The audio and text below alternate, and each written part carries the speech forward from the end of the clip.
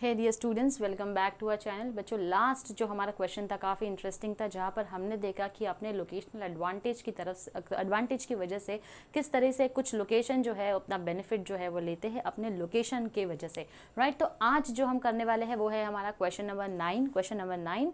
इसके पहले हमने जो किया था क्वेश्चन नंबर 8 था, यहाँ पर राइटिंग मिस्टेक हो गई है, टाइपिंग मिस्टेक हो गई है, सॉरी। तो दैट इज क्वेश्चन नंबर 9 जो हमको बोलता है how and why does the most common use of land in a city change. अब दो कंडीशन दी है क्वेश्चन को पूछने में। पहले पूछा गया है कि हाउ कैसे एंड वाई क्यों, कैसे और क्यों जो कॉमन यूज है लैंड का वो क्या होता है सिटी में चेंज होता है। पहली सिचुएशन क्या बोलती है, with increasing distance from the city centre और core. With increasing distance, core से सेंटर से जब सिटी दूर होते जाती है उसके बारे में पूछ रहा है। दूसरा with increasing land value, land value के बढ़ने की वजह से। तो हम सबसे पहली सिचुएशन देखेंगे, with increasing distance from the city centre और core. Okay, now the solution says the most common use of land in a city tends to change with increasing distance from the city center due to various factors। अब कई सारे ऐसे reason है जिसकी वजह से जो मोस्ट कॉमन लैंड यूज है वो क्या होता है, पैटर्न चेंज होता है। सबसे पहला है accessibility and transport. Land closer to the city centre is usually more accessible and well connected to transportation network. अब वो लैंड जो कि सिटी से नज़दीक है, क्लोजर है, वो सबसे ज़्यादा आसानी से एक्सेसिबल होता है, यानी वहाँ आसानी से पहुँच सकते हैं, जो कि वेल कनेक्टेड होता है टू ट्रांसपोर्टेशन नेटवर्क। तो ट्रांसपोर्टेशन नेटवर्क आपको इजीली मिल जाता है। जैसे कि हम बात करते हैं यहाँ पर हाईवे की, रेलवे की और पब्लिक ट्रांजिट सिस्टम की। Now this accessibility makes it suitable for commercial and retail activities as it allows easy movement of people and goods. अब अगर हम कई नई जगह पर घर लेने जाते हैं बच्चों, तो हम क्या देखते हैं कि हमको जहाँ पर घर लेना है वहाँ पर हर चीज़ हमारे नियर बाय में होनी चाहिए। मार्केट एरिया में देखो, मार्केट से दूर नहीं होना चाहिए। स्टेशन से नज़दीक हुआ तो और भी अच्छा हो जाएगा हमारे लिए। हाईवे से नज़दीक होगा तो भी कोई प्रॉब्लम नहीं है। अगर ऐसी कोई लोकेशन हमको मिल जाए जहाँ पर ट्रेन भी नज़दीक हो, हाईवे भी नज़दीक हो, एयरपोर्ट भी नज़दीक हो, यानी हमको सारे ऑप्शन जो है वो इजीली अवेलेबल चाहिए, राइट। तो ये उसी चीज़ की बात कर रहा है कि यहाँ पर जो कमर्शियल और रिटेल एक्टिविटी जो होती है उनके लिए काफ़ी ज़्यादा आसान होता है जब ऐसे ट्रांसपोर्टेशन नेटवर्क्स नियर बाय होते हैं। तो as one moves away from the city centre, transportation infrastructure में become less dense, leading to a shift in land use pattern. आपको इससे दूर चला जाएगा तो डेफिनेटली उसको प्रॉब्लम फेस करनी होगी। सेकेंड है land value and cost. Land closer to the city centre often has higher land values and is more expensive. तो वो लैंड जहाँ पर जो सिटी के एकदम सेंटर में बीच में नियर बाय में होता है तो उसकी वैल्यू जो है वो आपको हमेशा क्या देखने मिलेगी, ज़्यादा ही मिलेगी। अगर आपको रेलवे स्टेशन से नज़दीक चाहिए अपना घर, अगर आपको एयरपोर्ट के पास चाहिए अपना घर, तो आपको उतना ज़्यादा पैसा भी देना पड़ेगा, तो जगह का भाव उतना हो जाता है। These tends to favour land uses that generate higher economic return such as commercial, retail and office space. तो जब आप ऐसी जगह को कमर्शियल यूज़ के लिए देते हो, रिटेल यूज़ के लिए देते हो, तो आपको उससे अच्छा खासा पैसा जो है वो मिलता है, इकोनॉमिक रिटर्न अच्छा मिलता है। Now these areas accommodate a larger population density and are attractive to businesses seeking proximity to customers and other immunities. तो यहाँ पर आप ज़्यादा पॉपुलेशन डेंसिटी है तो आप उसको एकोमोडेट करने की कोशिश करते हो ताकि हर एक चीज़ कस्टमर्स को जो है वो नियर बाय एरिया में मिल जाए। As distance from the city centre increases, अगर यहाँ से डिस्टेंस बढ़ता जाएगा, लैंड वैल्यू में डिक्रीज। अगर आपको देखो, अगर आप बांद्रा में घर खरीदो उसका दाम अलग होगा, आप चर्चगेट में घर लो उसका दाम अलग होगा, आप वसई, विरार, नालासोपारा साइड जाओ वहाँ पर दाम जो है वो घरों के कम होते हैं। तो जितना सेंटर से आप दूर जाते रहते हो बच्चों, जितना एक सेंटर लोकेशन से आप दूर जाते हो तो आपको लैंड का जो वैल्यू है, जो कॉस्ट है उसका और ज़्यादा क्या होता है, डिक्रीज होते जाता है। Making it more feasible for residential, recreational and industrial uses. तो ऐसी जगहों पर जहाँ पर दाम कम है तो लोग वहाँ जो अफोर्ड नहीं कर सकते हैं सेंटर में रहना, वो ऐसी जगहों पर जाकर रहते हैं। वसई, विरार, नालासोपारा में भी लोग रहते हैं क्योंकि हो सकता है इनके लिए इतनी अफोर्डेबल जगह नहीं होगा चर्चगेट, वो वहाँ पर रह रहे, या एंसेस्टर्स का घर है, फोरफादर्स का घर है, उन्होंने अपने ज़माने में वो अफोर्ड किया तो उसको लिया है, राइट। रहना तो वो भी चाहते हैं, हर कोई चाहता है हमको नियर बाय लोकेशन में सब कुछ मिले, लेकिन जैसे जैसे आप दूर जाते हैं लैंड का प्राइस जो है वो कम होता है तो आप और ज़्यादा देखो हमको घर ही लेना है, घर में ही रहना है, तो ऐसा कोई बंगला बनाकर शाहरुख के बंगले के पास रहे उसकी तो कोई ज़रूरत हमको है नहीं। हम वहाँ पर भी जाकर रह सकते हैं, on the other side Virar side भी रह सकते हैं, घर में ही तो रहना है, फैमिली के साथ ही तो रहना है, राइट। तो हमने वहाँ पर भी जाकर घर बना लेना है तो कोई प्रॉब्लम नहीं है। तो रेसिडेंशियल यूज़ के लिए काम आ जाता है, इंडस्ट्रियल यूज़ के लिए भी काम आता है। कई सारी फैक्ट्रीज जो होती है वो वहाँ लोकेट कर सकते हो, जब भी ट्रांसपोर्टेशन होगा रेलवे के थ्रू आपका ट्रांसपोर्टेशन जो है वो हो सकता है। तो इस तरीके से जैसे जैसे लैंड दूर जाएगा, सिटी से दूर जाते रहोगे आप, तो उसका दाम जो है वो कम होते जाएगा, और सिटी से नज़दीक, सेंटर के नज़दीक आओगे तो क्या होगा, दाम बढ़ते जाएगा। Now zoning and planning policies. Cities typically have zoning and planning regulations that guide land use patterns. These policies often designate specific zones or areas for different purposes such as residential, commercial, industrial or recreational uses. अब land को zoning और proper policy बनाना भी ज़रूरी होता है कि हमने इतना एरिया जो है वो दे दिया है सिर्फ और सिर्फ कमर्शियल पर्पज़ के लिए, इतने एरिया को हमने सिर्फ दिया है किसके लिए, इंडस्ट्रियल पर्पज़ के लिए। ये जो एरिया यहाँ पर सिर्फ रेसिडेंशियल होगा, यहाँ पर किसी तरीके का कमर्शियल एक्टिविटी जो है वो परफॉर्म नहीं होगी। तो इस तरीके से लैंड को हम क्या करते हैं, डिवाइड करते हैं। Now, the allocation of land uses is often influenced by factors such as infrastructure availability, environmental considerations and urban planning objectives. अब क्या सोचकर हम ये सारी चीज़ें जो है लैंड के ऊपर डिसाइड करते हैं, 3 इंपॉर्टेंट फैक्टर्स है जो कि बताया है, इंफ्रास्ट्रक्चर की अवेलेबिलिटी कितनी है, उसी के साथ साथ एनवायरनमेंट को भी कंसिडर किया जाता है। अगर यहाँ पर बहुत ज़्यादा लोग ऑलरेडी रहते हैं तो उसको आप रेसिडेंशियल में ही कन्वर्ट करके दोगे, आप वहाँ पर कमर्शियल एक्टिविटी के लिए किसी को परमिशन नहीं दोगे। फिर आता है अर्बन प्लानिंग ऑब्जेक्टिव्स को भी आपको ध्यान में रखना है। Now these policies shape the distribution of land uses as one moves away from the city center. अब ये policies जो है वो क्या होते जाएगी, चेंज होते जाएगी जैसे जैसे आप सेंटर से दूर होते जाते हैं। Next is urban expansion and growth. Cities tend to expand outward as they grow and accommodate increasing population. अब जैसे कि हमको पता है हमारी फैमिली बढ़ने वाली है तो हम अपने घर को और एक्सपांड करते हैं, तो सेम जो अर्बन सिटीज़ में हम रहते हैं वो भी हमारा घर है, तो जब लोग ज़्यादा आएंगे तो हमको उसको क्या करना होता है, एक्सपांड करना पड़ता है। Now these expansion often leads to the development of new residential neighborhoods and infrastructure on the outskirts of the city. As a result, land farther away from the city center becomes increasingly utilized for residential purposes, including suburban housing developments, gated communities and mixed use development. अब क्योंकि अलग अलग लोग, अलग अलग ethnicity, languages, religion, community के लोग आते हैं, हमको अपने सिटी को और ज़्यादा एक्सपांड करना है, तो एक्सपांड करने की वजह से हम सबको क्या कर रहे हैं, अपने ही अर्बन सिटीज़ में क्या कर रहे हैं, अर्बन एरियाज़ में उनको अकोमोडेट कर रहे हैं। अब अकोमोडेट करेंगे तो हर किसी को हम एक ही सेंटर में थोड़ी रखेंगे कि हर कोई सेंटर में रहो, उसके लिए हमने क्या किया, ऑप्शन दिए। आप दूर जाते रहोगे, घरों के दाम भी क्या होते जाएंगे, बदलते जाएंगे आपके लिए। Urbanization and industrialization. Industrial and manufacturing activities are often located on the outskirts of city due to the need for larger land areas, proximity to transportation routes, and potentially less strict zoning regulations. अब ये जो industrial activity perform करनी होती है commercial के लिए क्या करते हैं, ज़्यादातर शहर के बाहर अर्बन एरियाज के आउटस्कर्ट्स में, यानी ऐसी जगहों पर हम जोन की प्लानिंग करते हैं जहाँ पर ये सिर्फ इंडस्ट्रियल पर्पसेस के लिए इस लैंड को दिया जाएगा, ताकि किसी भी तरीके से हमारा जो रेसिडेंशियल जोन है वो क्या ना हो, डिस्टर्ब बिल्कुल भी ना हो। ट्रांसपोर्टेशन फैसिलिटी उनको आराम से जो है वो अवेलेबल मिल जाती है, जहाँ पर जोनिंग रेगुलेशंस जो है वो बहुत ही स्ट्रिक्ट नहीं होते हैं, लेस यानी कि कम स्ट्रिक्ट होते हैं।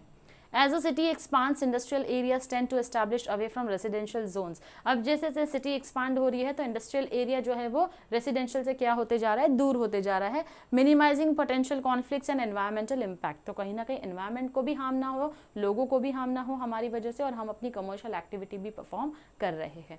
Now this can lead to the conversion of agricultural or rural land to industrial and warehousing uses. अब इसकी वजह से क्या हो रहा है, हमने तो दे दिया है अपने इंडस्ट्रियल एक्टिविटीज़ के शहर से बाहर लैंड दे दिया है, लेकिन प्रॉब्लम क्या होता है, अगर वो एग्रीकल्चरल लैंड है तो एग्रीकल्चर लैंड को हम क्या कर रहे हैं, कन्वर्ट कर रहे हैं, किस में कन्वर्ट कर रहे हैं, एग्रीकल्चर या रूरल लैंड को हमने कन्वर्ट कर दिया इंडस्ट्रियल या वेयर हाउसिंग यूज़ के लिए। तो कहीं ना कहीं हमने फार्मिंग को क्या कर रहे हैं, हम उसको और ज़्यादा उस ज़मीन को ख़त्म करते जा रहे हैं।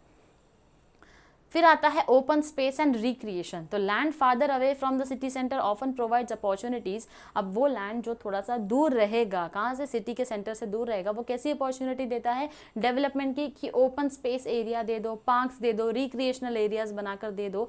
These areas offer residents are respite from urban congestion and provide opportunities for outdoor activities and community gatherings. तो कहीं ना कहीं यहाँ पर अर्बन कंजेशन जो सेंटर में होता है उससे लोग क्या होते हैं, दूर हो जाते हैं। As urban density decreases areas with distance from the city center, there is often more available land for creating green spaces. जैसे जैसे अर्बन डेंसिटी कम होते जाती है, डिक्रीज होते जाती है और सिटी सेंटर से दूर जाती है, वैसे तो उसी के साथ साथ क्या होता है, मोर अवेलेबल लैंड जो है वो होता है किसके लिए, ग्रीन स्पेस के लिए, प्रिजर्विंग नेचुरल एनवायरनमेंट. जिससे कि हम जो दूर के एरिया में ऐसे पार्क्स, गार्डन जैसे रिसोर्ट्स बना दो, ऐसे पिकनिक स्पॉट बना दो कि वो रिक्रिएशनल फैसिलिटीज के लिए यूज हो सके, जिससे कि हमारा नेचुरल एनवायरनमेंट भी बचा रहे. Now while these patterns are commonly observed, it's important to note that land use dynamics can vary across different cities. अब ये जो है हम इस्तेमाल कर रहे हैं इस तरीके के पैटर्न का सिटी सेंटर से दूर वाले, तो इम्पॉर्टेंट है ये समझ में आना कि लैंड का जो डायनामिक्स है वो अक्रॉस दी डिफरेंट सिटीज़ क्या होता है, चेंज होता है. Influenced by factors such as local economics, अलग अलग फैक्टर्स के हिसाब से क्या होता है, डिफर करता है. जैसे लोकल इकोनॉमीज के हिसाब से चेंज होगा, कल्चरल प्रेफरेंसेज अलग होगा किसी सिटी का, हिस्टोरिकल डेवलपमेंट पैटर्न कुछ होगा, तो उस हिसाब से या अर्बन प्लानिंग जो की गई है उस हिसाब से सारे फैक्टर्स जो है वो क्या करते हैं, सिटी टू सिटी डिफर करते हैं. अब दूसरा क्वेश्चन जो है हमको जो दूसरी सिचुएशन दी गई थी उसमें हमको पूछा गया था कि विद इंक्रीजिंग लैंड वैल्यू, जब लैंड वैल्यू बढ़ती है तब क्या. Now the most common use of land in a city tends to change. Common use जो है लैंड का वो चेंज होता है विद इंक्रीजिंग लैंड वैल्यू. अब इंक्रीजिंग, जब लैंड की वैल्यू जो है वो बढ़ती है तो उसके साथ साथ क्या होता है, क्यों कॉमन यूज जो है वो चेंज हो जाता है लैंड का. सबसे पहला economic returns. As land values increases there is a greater pressure to utilise the land in ways that generate higher economic returns. जैसे जैसे दाम बढ़ते जाता है तो बहुत ज़्यादा प्रेशर होता है कि कैसे हम इस लैंड से इकोनॉमिक रिटर्न्स को ज़्यादा खींच पाएँ.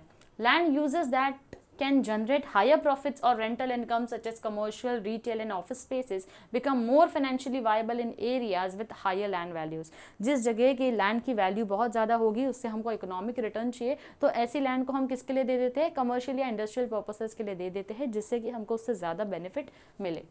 Now businesses are willing to pay a premium to secure locations in areas where they can attract more customers or benefit from higher visibility.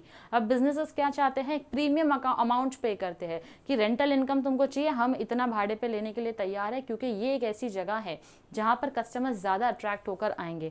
Market area, हमेशा वहाँ पर आपको शॉप्स के दाम जो है वो क्या मिलेंगे, ज़्यादा ही मिलेंगे. क्यों ज़्यादा मिलते हैं, क्योंकि वहाँ से इकोनॉमिक रिटर्न हमको ज़्यादा मिल रहा है. बिजनेस पॉइंट ऑफ व्यू से सोचोगे तो उनके लिए कस्टमर्स अट्रैक्शन की वो जगह होती है, और गवर्नमेंट पॉइंट ऑफ व्यू से सोचोगे तो वहाँ से इकोनॉमिक रिटर्न्स हमको ज़्यादा मिलता है, इसलिए वहाँ पर जगह के दाम भी जो है वो ज़्यादा होते हैं. Intensification and density. Higher land values often drive the intensification and densification of land use. In areas with increasing land value, there is a greater incentive to maximize the use of available space.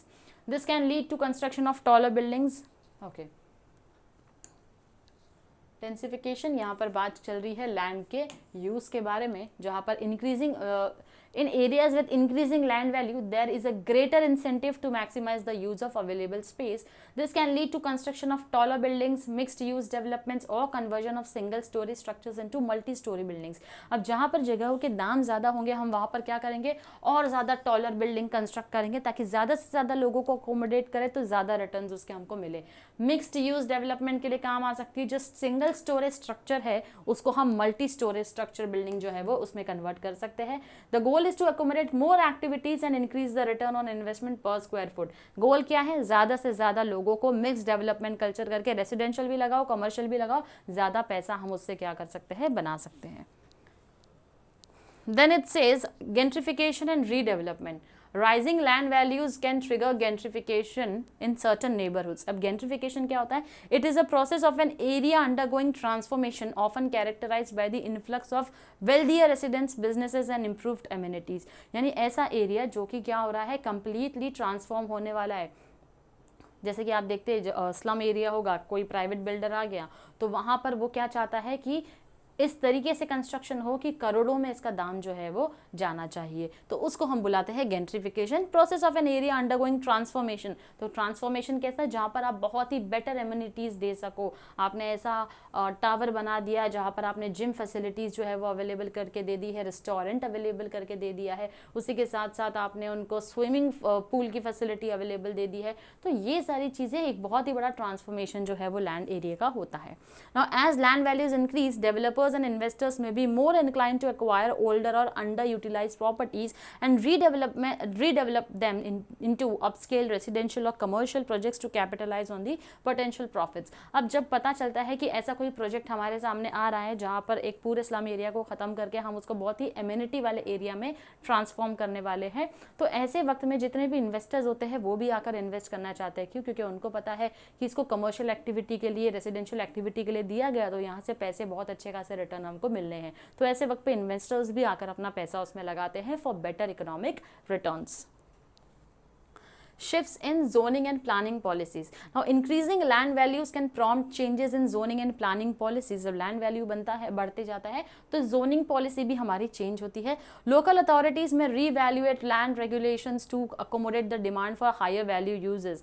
अब land का कहाँ पर किस तरीके से use करना है, वो policy जो है वो land के use के हिसाब से change हो सकती है। This can involve rezoning certain areas to allow for more commercial mixed use और high density residential development. कई बार ऐसा भी होता है कि एक पूरे स्लम एरिया को हटा दिया, वहां पर सिर्फ हमने कमर्शियल कॉम्प्लेक्स क्रिएट करना है, इसलिए पूरे स्लम्स को हमने हटा दिया। तो एक स्पेसिफिक पॉलिसी के और प्लानिंग के हिसाब से चलकर उस जोन को हमने कमर्शियल में कन्वर्ट करना है, या फिर हमको मिक्स्ड यूज रखना है, कमर्शियल भी चलेगा, रेसिडेंशियल भी चलेगा, या फिर वहाँ पर हाई डेंसिटी रेसिडेंशियल डेवलपमेंट चलेगा जहाँ पर बहुत बड़ा टावर बनेगा और सिर्फ रेसिडेंशियल पर्पस के लिए उसका इस्तेमाल किया जाएगा।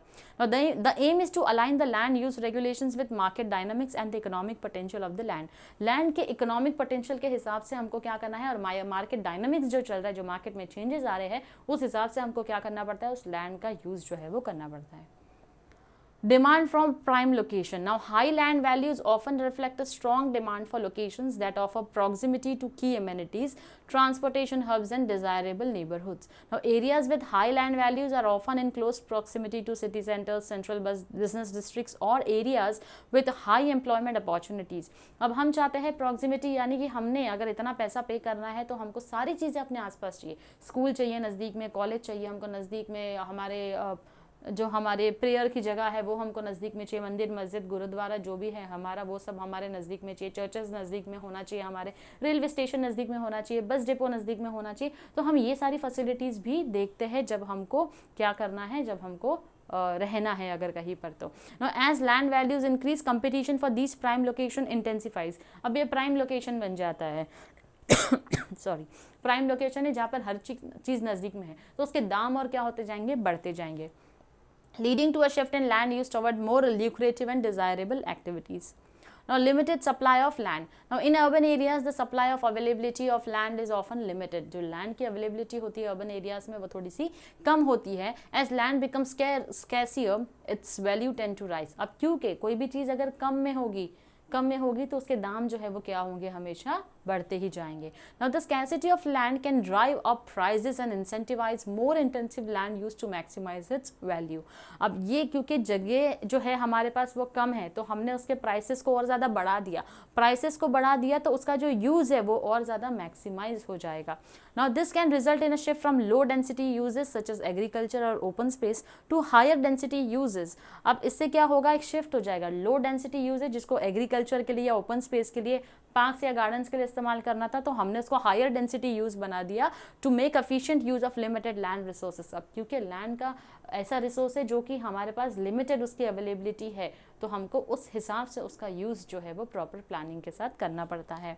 Now, to conclude, the answer is it says that these factors contribute to the transformation of land use patterns as land value increases with a greater emphasis on economically productive uses, densification, redevelopment, and the prioritization of prime location. However, it's important to consider that local regulation, market dynamics, and community needs also influence land use decisions. So basically, अभी जो मैंने आपको समझाया बस उसी को पूरी तरीके से घुमा फिरा के हमने कंक्लूजन में यहाँ पर मेंशन कर दिया है। So that is how you are supposed to attempt this answer in case if it is asked to you by any chance.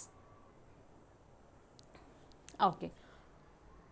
Now the next question that we have is you have to give a definition of certain questions which are being asked. Now this is your question number 10. Okay, यहाँ पर वो question का sequence जो है वो wrong हो गया. This is question number 10. Define the following. सबसे पहले दिया है आपको CBD Central Business District जो कि उसका फुल फॉर्म होता है, CBD क्या है, central business district. It is a term commonly used in urban planning, urban planning के लिए सबसे ज्यादा काम आता है, and refers to commercial and economic hub of a city और मेट्रोपॉलिटन एरिया, यानी मेट्रोपॉलिटन एरिया, या फिर हम बुला सकते हैं कि कमर्शियल या इकोनॉमिक हब बनाना होता है जब एक सिटी में हमको, तो हम उस एरिया को CBD नाम देते हैं, जो कि सेंट्रल बिजनेस डिस्ट्रिक्ट होता है। तो यहाँ पर कमर्शियल और इकोनॉमिक होगा, यहाँ रेसिडेंशियल नहीं होता है, रेसिडेंशियल को प्रेफरेंस नहीं दिया जाता है, बेसिकली हम बिजनेस पॉइंट ऑफ व्यू से उसको देखते हैं। Now the CBD is typically characterised by concentration of high rise buildings, यानी कि यहाँ पर आपको बड़ी बड़ी ऊंची इमारतें देखने मिलेगी, ऑफिसेस के लिए, रिटेल स्पेस के लिए और फाइनेंशियल इंस्टीट्यूशंस के लिए। Now it serves as the primary centre for commerce, finance and professional services in the city.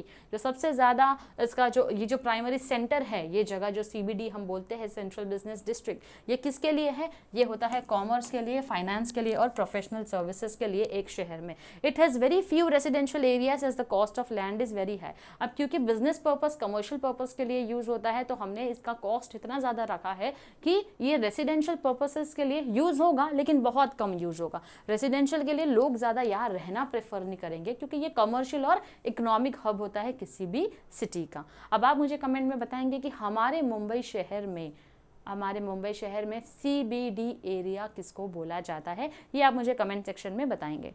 Okay, next is FSI, जो कि स्टैंड होता है फ्लोर स्पेस इंडेक्स के लिए, also known as floor area ratio, जिसको हम फार भी बुलाते हैं, FAR भी बोल सकते हो या FSI भी बोल सकते हो, it means the same. Now it is a planning tool used in urban development, एक ऐसा टूल है जो कि अर्बन डेवलपमेंट के लिए यूज़ किया जाता है, जो कि जोनिंग रेगुलेशन के लिए यूज़ किया जाता है, तो determine the maximum allowable construction और development on a given plot of land, यानी एक लैंड के ऊपर मैक्सिमम कंस्ट्रक्शन या डेवलपमेंट कितना किया जा सकता है, उसे हम बुलाते हैं फ्लोर स्पेस रेशियो या फ्लोर स्पेस इंडेक्स।